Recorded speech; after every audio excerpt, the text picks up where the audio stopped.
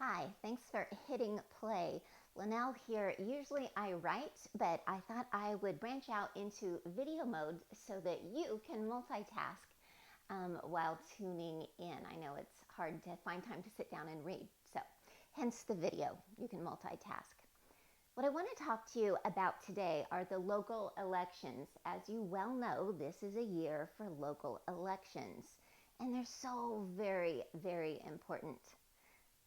We need to be able to support our candidates. We need to know who our good candidates are and then support them however we can. Maybe it's knocking doors, dropping flyers, giving financially to their campaign, and certainly sharing with your friends and sharing on social media.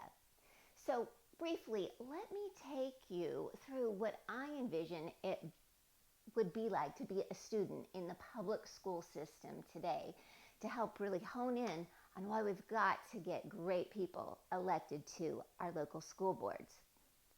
They're a wonderful line of defense if we get the right people in. So imagine you're a student sitting in class being taught critical race theory. You're being taught divisiveness and not even really going back to the true historical documents, so that history gets so distorted and you're being taught black against white, white against black, when really our nation has come so far that all individuals can be united as Americans and be proud of our wonderful heritage that is not perfect, but was one of the first to try to stop slavery in the history of the world. That awful, awful sin of slavery, America was one of the first to try to end it. So that's something to be celebrated. Imagine also that you're being taught transgender and having to get your pronouns politically correct. Someone who might change their mind here and there about whether they want to be addressed as male or female or plural. At the same time, you're being given these social emotional learning tests where you're evaluated, or you have to, complete these questionnaires about how you're thinking and feeling.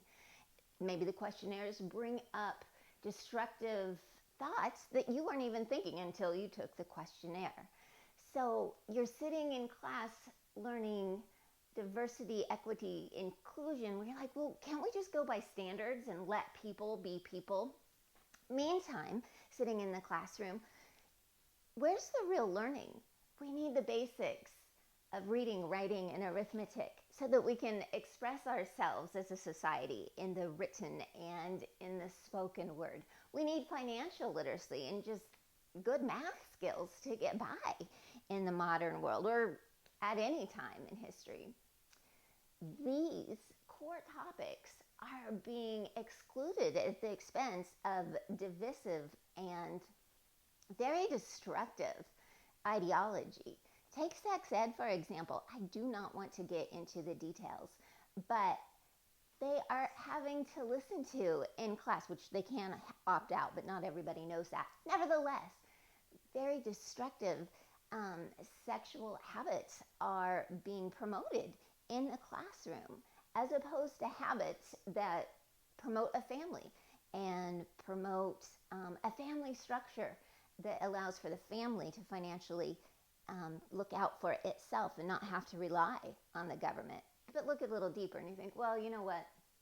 If they are teaching promiscuity in all sorts of different ways, that is going to destroy the family. That is going to make more people reliant upon the government, and hence government has to get larger and larger. So there's an agenda throughout it all, and that's what we have to fight. I mean, these students, my heart goes out to them. They need to be taught what is useful for them in adulthood and not what's destructive and downright divisive. We got to get back to the basics. So know your school board members, their people, and know your school board candidates, and be sure to support and spread the word about the good candidates that are going to get us back to the basics of education and the fun stuff. I know, the arts and sports and wonderful things like that. But let's get back to what kids really need and lose the destructive ideology. Our test scores, our competencies as a nation in public education are not good. We can certainly do better. So right now is our opportunity to know our great candidates and to support them. Same with city council. We need to get back to the basics there too, the basics of municipal government. Our sanitation, our water, our roads, our general infrastructure. In Topeka, our water lines are not great under the road. It can be quite frustrating driving around and, another water line broke and this road's all torn up and that road's all torn up. We need to be spending our money on what we all need and not just what a few of us can afford, like spending millions on an airport. I can certainly not afford to use a local airport. Rarely can I afford to fly at all, and I think most people are in that situation. So we don't need our tax dollars going to an airport that most of us can't afford. And we don't need our tax dollars going to hotels. That is for the private sector. We need to spend our money wisely and not tax people out of their homes. Our property taxes are terrible.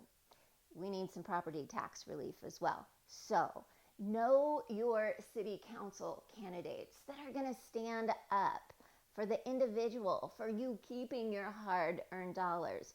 City council candidates who are going to make it easier to do business, to start a business, to raise a family and not get overtaxed in our capital city of the heartland.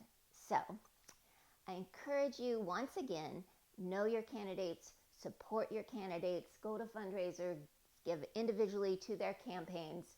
And if you don't want to spend money, know that even $5 can be very helpful, but certainly share by word of mouth, share on social media, and may God bless you in your efforts as we try to make this county and make this city a much better one that's great for all individuals.